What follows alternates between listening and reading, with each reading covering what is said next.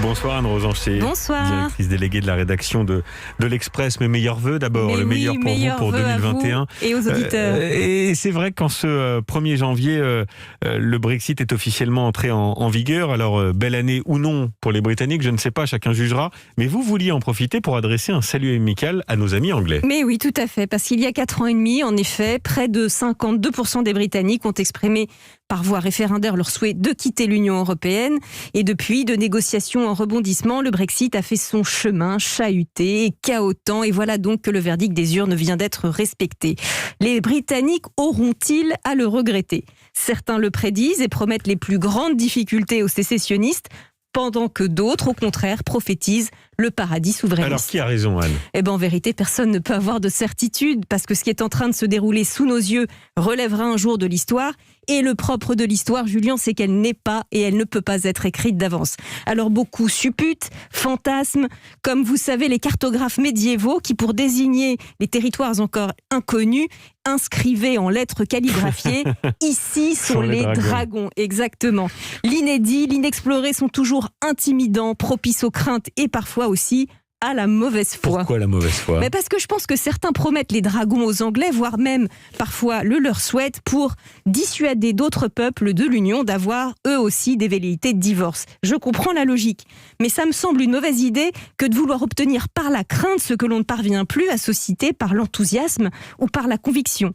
Il faut à tout prix analyser le désamour de certains pour l'Union européenne et tenter d'en tirer les leçons politiques vitales pour la suite, plutôt que de miser sur la peur. Franchement, je me demande parfois si nos gouvernements ne perdent pas un peu leur éthique démocratique quand il s'agit de ces questions-là. Alors là, il va falloir s'expliquer. C'est-à-dire, qu'entendez-vous parler, Anne ? D'abord, il y a ceux qui disent en off qu'on ne devrait jamais consulter les peuples sur ce genre de sujet qui leur échappe. C'est à se demander même les anti-référendums. Voilà, c'est à se demander si certains parmi nos dirigeants ou nos élites ne rêvent pas d'un nouveau régime censitaire, comme si les affaires du pays et du monde étaient devenues choses trop complexes pour ne pas être décidées par les seuls experts.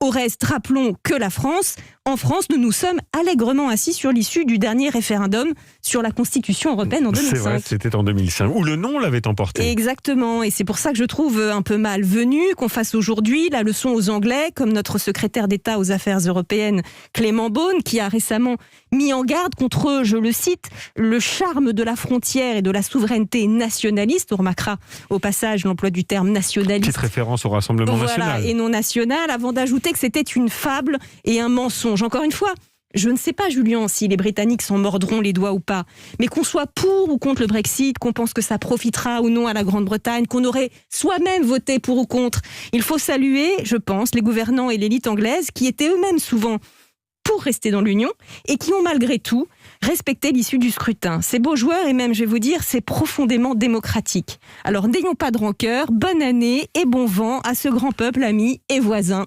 Et si demain ils veulent revenir dans l'Europe, on les accueillera sans doute avec grand plaisir. On verra. On verra. Un autre référendum. Merci Anne Rosanchet pour cette carte.